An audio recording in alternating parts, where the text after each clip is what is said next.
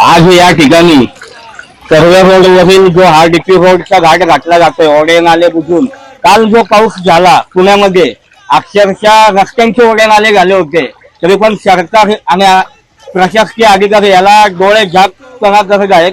पण आज कोथरूडमध्ये हा जो डीपी रोड आहे या ठिकाणी काही बिल्डर लोकांना फायदा होण्यासाठी या नाल्यावर डीपी रोड बांधायचा घाट काही लोकांनी बांधलेला आहे. आणि काल जो मुसळधार पाऊस झाला त्यामध्ये आज तुम्ही पाहू शकता की काय परिस्थिती झाली आहे.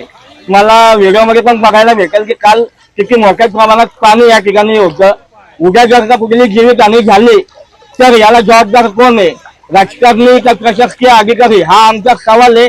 आणि फक्त आणि फक्त काही बिल्डर लोकांना फायदा व्हावा यासाठी असे ओढे नाले बुजवायचं काम जागोजागी काही राजकारण्यांना हाताशी धरून या प्रशासकीय अधिकाऱ्यांनी चालू केलेलं आहे.